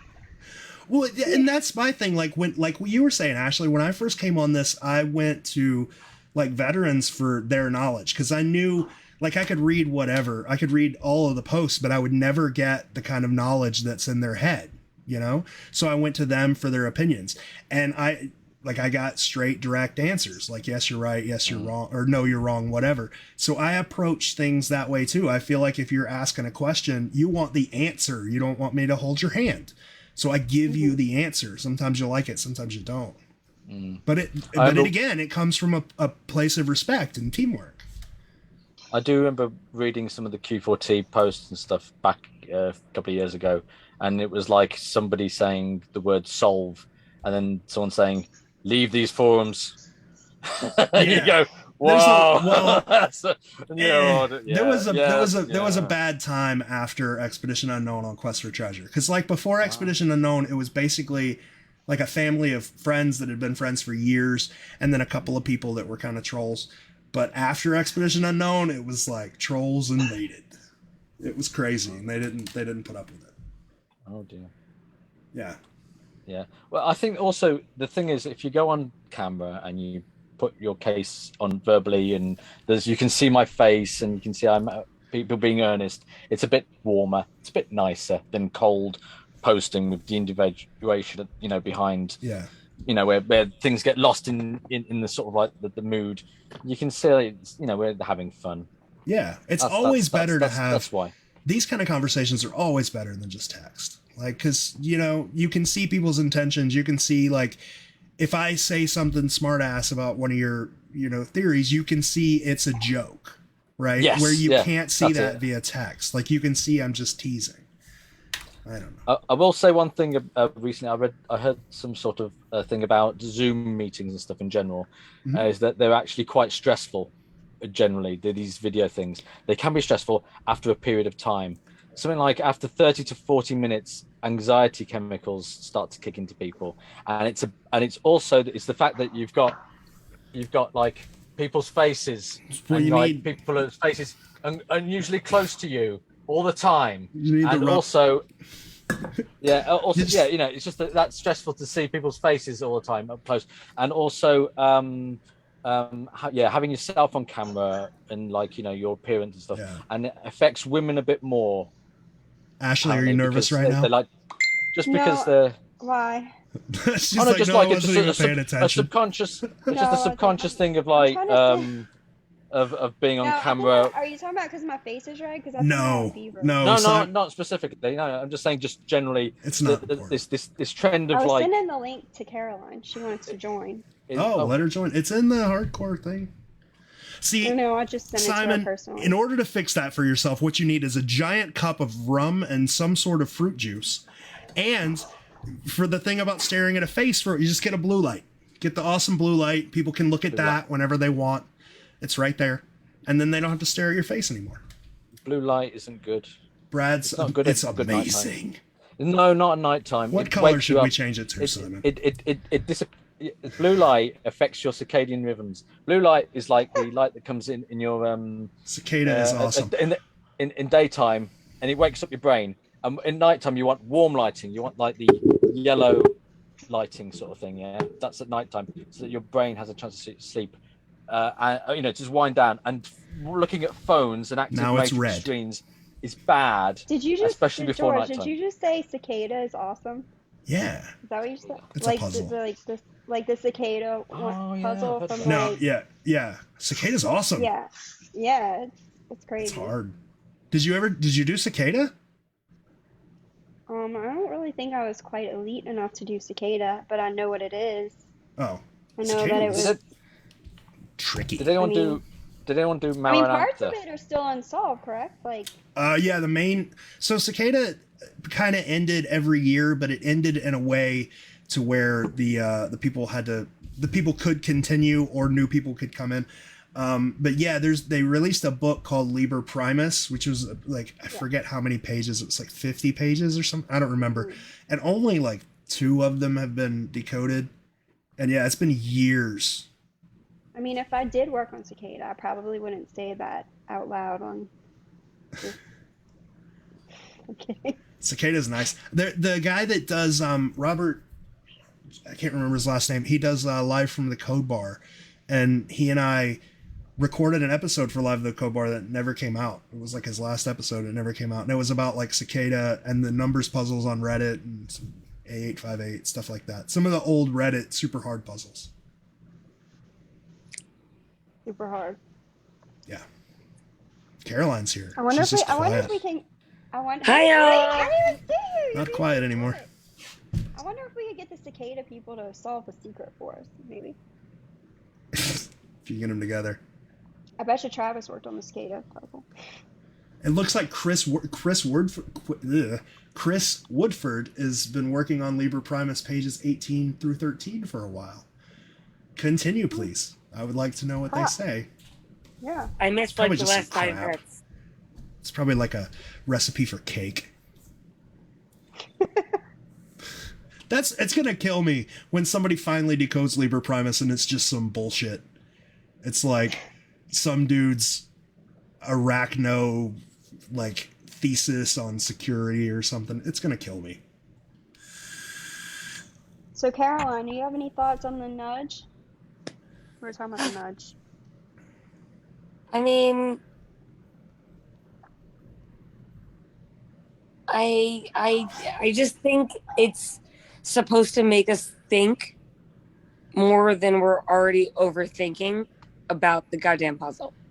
Like, right? Like 40 years and like we're all into this and we like go down rabbit holes and then all of a sudden it's a bunch of dancing people and then it's like subtract and minus. But I like that. I like the plus sign and the minus sign because I think that we always thought it, or some of us thought it as like a baseball, the minus one. If the minus one, if you will. Yeah. Like, yeah. That's my boy. Is that the one with 3 legs? No. No, she's somewhere. Sorry, you were talking about baseballs. No, like I think like we kind of all interpreted it as like being a baseball or a basketball, and then now that we can kind of look at it as a minus and a plus. I mean, it's like. No, Yeah. I get what you mean. I remember now. It's because it's like vertical. Yeah, I see what you mean. Yes. Yeah. So I think that was like my biggest thing was that like, wow, like this can really be something totally different, which again blows my mind about JJP, because if he's gonna do like weights and measurements and then hide a plus sign as like a sign of armor, you know, like a thing, and then put it in the armor, and then we think it's like a baseball, but it's really supposed to be a plus and a minus sign. I just don't think any of us are as brilliant as JJP thinks we are or could be. Is it not always also a baseball? I mean, it could be more than one thing. It can be, because I think because I remember now. Yeah, I think it's because it's due to the, you know, like I'll bring it out again, but you've got the sort of the hat, a cap, your hat, yeah. Which it's not 3D. I need my 3D printer broke, so I was going to put the ridge in and stuff like this and spray it gold and put the holes in and stuff. But yeah, it's the Image 3 hat. Yeah, it's two baseball caps that's together, isn't it? It's also. Oh, sorry. Go ahead. It's two baseball caps together, and it is also a kind of quixotic in terms of like it's because it's like the golden helmet that is actually a dentist helmet in Don Quixote. You know, evocative of those sorts of things. You know, because it's gold and stuff. It could be many things, and the baseball, because it's a baseball cap. There's like, hey, this place has a strong baseball connotation, maybe. Somebody wanted you to explain, Graydon Kramer wanted you to explain the lat and longitude thing again, because he thought the longitude and latitude could be both positive and negative. Yeah, they can. In North America, where the secret is, yeah, the latitude is in and above the equator. So if you click on anywhere in North America, you'll the first number will be just a normal positive number, normal number, And if you're anywhere left of the Greenwich meridian in England, that's negative because you're west of the meridian. If you're east of the meridian, it's positive, I believe. This is school knowledge. I may have got it wrong. I hope not. I think it's right. So I think you're right. So anything in North America, the first number is positive, the second number is negative. That's what you're saying, essentially. Exactly. Cool. Exactly, because it is so you can rule out South American stuff. Yeah, we know that though. We know the thing, but the point is that it's a reinforcement. I don't know, man. There's some people that time, and there's some people that think it's in South America. Really? Yes. George, yes. cheers. Cheers. Yeah, like and Mexico too. Oh, there's some out there theories.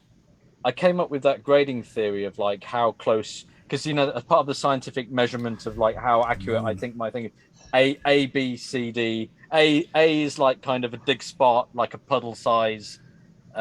B is like kind of like what the Chicago guys got with like they knew it was kind of around that fence post sort of area, kind of, you know, that kind of. But they were, C is like I've changed C to like being about a quarter of the park, a quarter of the park or green space. D is the you've got the right park, green space, neighborhood. E is city conurbation. F is state, and G is country. And that's as far as I went. And now South America is you can go to, was it H? Yeah. So Toronto, I disagree with Toronto being one of them. What was the guy who thought Toronto? What was that? I have no idea. I think it was the. I can't remember which cask you thought it was. If you thought it was the one, say, that people think is Montreal, then you'd be in the right country. But if it's not, if it's one of the other ones, then he was like the worst score that I could give, which was the G. Yeah. I don't know. If it was one of the Americans. Now there's a H. Yeah, Moon was planetary body. He did go to continent, and then which is H, and then it was I would be planetary body. J was solar system, and I forget the other ones. There's like local group and all that kind of stuff. So we have 9 minutes left before Rachel. I didn't want to be. Me. George, I'm going to cut you off for a second. Yeah, go ahead. That's and nothing against Simon, but as he was listening that off, it made me sad. It made me hear that A B C D E F U song. Yeah, that's a great song. I have your mom and your sister and your broke ass car. I have positives and negatives as well. You can go plus or minus on the letters, because if you think that you've got like, it's kind of here, but you're a bit more sure, then you can go B plus. Plus and minus. We create a system where we call it the Simon grading system. So like, what grade would Simon give it? Well, the thing is, Go ahead. Well, go on. No, I was gonna say I have time that I can actually, because I'm slow at work, so I actually have time to where I can put together some sort of spreadsheet with the world books and go from state to city to thing if you guys want me to. I'll tell you what, if you can take pictures that are like good pictures without major shadows and flashes and stuff of all of the relevant entries for each city, I'll put them on 12 Treasures. Because that's something, as soon as I got these books, I wanted to do, and I just haven't had time. And I think it's like an important thing to do. The one problem I have with it is when I try to take pictures of it, it's like very glary. Yeah. Yeah, it's glossy paper, yeah. Yeah, you gotta like find a table and make it flat and get it away from direct light. It's hard, and that's why I don't have time. But if you have time and you want to, if anybody wants to take pictures of these, I'll send them to me and I'll put them on 12 Treasures. Photos or scans. Troy asked for photos or scans. Either. Because I feel like the community's losing out not having these. If somebody has like a, okay, can somebody look this up specifically? Other than the obvious, like the cities and stuff. I could do that. It's just, I run out of like things in my head to like look up, so. Yeah, like I saw somebody post that was like, can you check your world books for zodiacs? And I was like, well, there's 12 zodiacs, so can you be more specific? Like, I don't have 3 hours to look up zodiac and every 12 zodiac. Like, be specific, and I'll go get my book and I'll send you a picture. You know what I mean? Yeah, like Adrien asked me, can you look up like Shakespeare and Rebus, like to see if there was anything, and I could definitively look that up and say I didn't find anything on that. But other than like, I can't like I tried to take pictures of the whole Shakespeare section, but it's like really big, so it's kind of hard. One of these days, I'm just gonna get a book scanner. Like, this community needs a book scanner. And one day I'm just going to buy one or build one. You don't have time to do anything. Dude, you have no idea. Yeah. Well, I mean, and especially since like you can't go to you can't go to the library and get an 80s world book, right? I mean, you can't. Like, so unless you buy the whole set, you're kind of. What's funny is I got my set for $40 on Facebook Marketplace. Yeah, that's a good place to get selling them. Like I just like looked it up, and it was like they were like selling it because their parents died, and they were like, "What am I going to do with this?" And I was like, "I will take it off your hands, deliver it to me. I'll give you $20 cash for that. Thank you so much." I would definitely suggest, if you're going to purchase one though, like to get, if you can, the research guide that goes with it, because it is super helpful. Like more than the dictionaries, I feel like have been for me, because the dictionaries are basically like just dictionaries, but the research guide that goes with it, it's kind of like a master like index for all the Yeah, where you volumes. Yeah. I was going to say I bought a Manhattan Yellow Pages for 83, 84 because that was the closest I can get to like 82. If anyone wants Yellow Pages for anyone wants like a lookup for the Yellow Pages in the Manhattan area who's searching the Manhattan thing, then just give me a message and I'll look stuff up for you. Everybody's just gonna be like, "Where did Byron live in '83?" Oh yeah, well yeah, everyone knows that. Well, why? Like, where did he live? Why did you? What made you want that? Like, what were you looking for in that? I wanted to check that certain businesses existed at that time because you don't. It's 40 years is a long time, but some businesses have been there in the same place for 40 years. A weird coincidence. A couple of weird coincidences happened where I went looking. I think I posted. I looked for the Ghostbusters address. Just on the off chance, I knew that it wouldn't be there. I knew it wouldn't be there. It was a bit earlier. No, it's not there. But on the same page, there was a little cartoon of a person digging, saying, "Don't dig up, don't dig up stuff." This like the telephone people saying, "Yeah, be careful about." Are you talking about their fire station, the Hook and Ladder? No, actually, no. I just wanted to see if there was actually like some sort of weird Ghostbusters ad or something. If someone had registered it or something. It's a bit too early, I think, and also they didn't do that stuff back then. Not really. But I just thought I'll just have a look to see and there was this weird cartoon, and the other one was there's a Bank of Ireland, New York, which is a meme out there, and I wanted to find out where the Bank of Ireland, New York was because there's like an advert from the 70s that's ace, and you can look that up. It's got a nice musical thing, and it's about the Bank of Ireland in New York.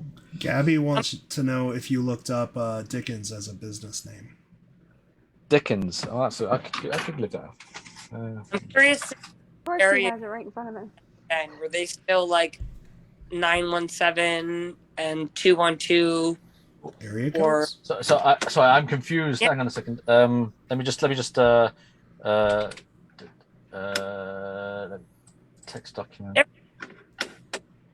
Like for a phone. Yeah. Hang on. So hang on.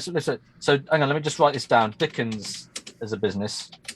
It's a huge file, and it takes ages for me to look stuff up. So you don't have the physical book. You just have access to as a PDF. You could get it as So I got someone to buy it for me, and I gave them the money paper. So Dickens as a business, and who was that? Who asked that? Gabby.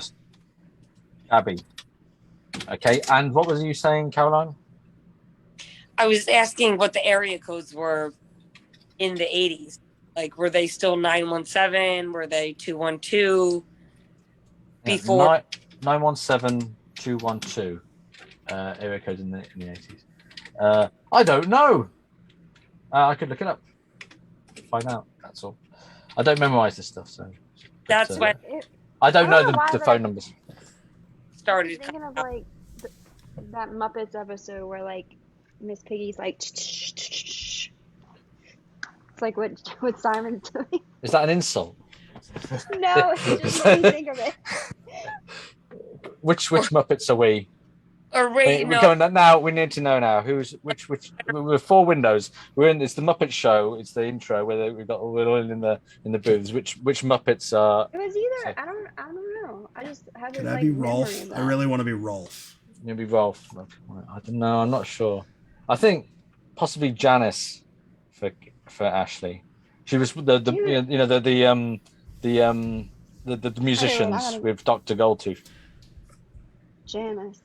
I gotta look this up. Just being like Penelope from the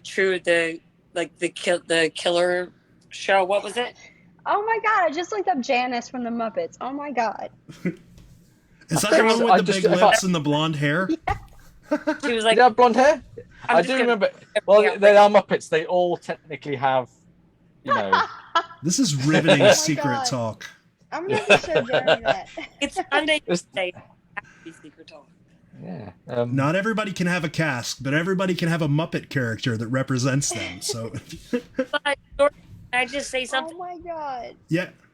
Not secret related. Sure. So, I think most of us, all of us, are pet owners. So, Simon doesn't have tomorrow. a pet. I heard a pet. Tomorrow, everybody should donate $5 to their local animal rescue for Betty White's 100th birthday. And I think it's going to be like the sickest thing. It's $5. You pay that for a cup of coffee. So I think all of us should do that, like as a community. And I think it would be really awesome. That would be cool. Me and Caroline tried to donate $200 to some animal charity to get Johnny Windex to come on this stream, but he hates animals. So if Johnny Windex, every time Johnny Windex reminds you to use the search function, remind him that he hates animals. I used to, when I had more money, donate to the wildlife charities, you know, the proper, not pets, but wildlife. Like WWF? That sort of thing, yeah. Because they're up against humans, was my thinking. And humans are terrible and very efficient at outclassing them. So they need all the help they get, I think, really. I think it'd be a nice thing, though. I think it's going to be like a huge thing. And I'm just bringing it up, like, not to be selling shit or anything. I'm not going to make a profit off it, but I just think it'd be a cool thing to do. I love Fat Elvin. And how's 50 doing? He's all right. He's calmed down. Has he? Yeah. So Ashley just sent me a picture of Janice. It's basically Ashley.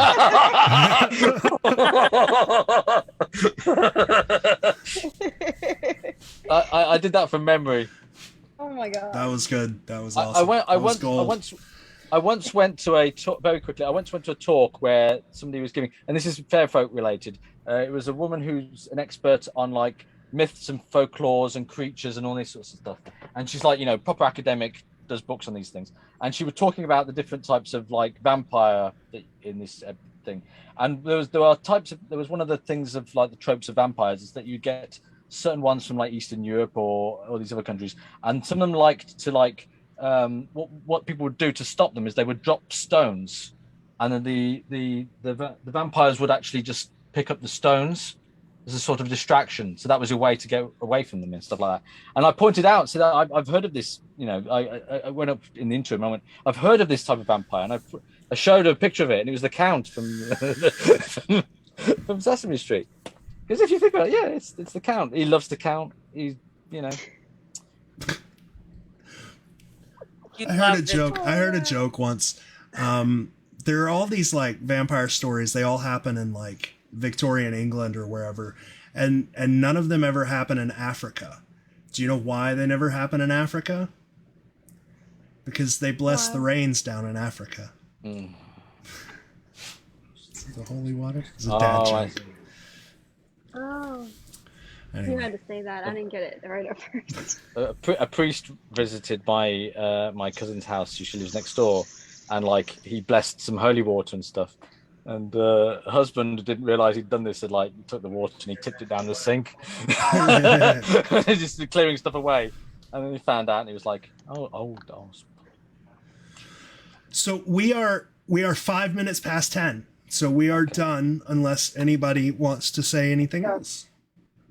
There's your three-legged cat. Oh, I got the three-legged cat. That's awesome. If people want to post their opinions about my latitude, longitude reinforcement theory in the thingy thread, then quote my name or put hashtag treasurebloke, capital T, capital B. That's the YouTube name. What's its YouTube name? Treasure bloke. Treasure bloke, yeah. Because I remember, like, you used to have YouTube videos, and I would watch them, but I was like, it's so irritating because you can only see the top of his head. Because your YouTube videos, you were like way down here, and you can only see the top of like this part of your head. I had a laptop, and it was a very old laptop, and it was pretty bad. Yeah, those ideas have been revised since then, and they've got taken down because I was embarrassed by them. There you go. All right, yeah, that's my fear to publish. Anyway, it was a really good idea. I hope people comment on it and talk about it. Mm-hmm. Okay. So, all right, we're out. Thanks, guys, for a fun Sunday Funday. I'm going to end the live stream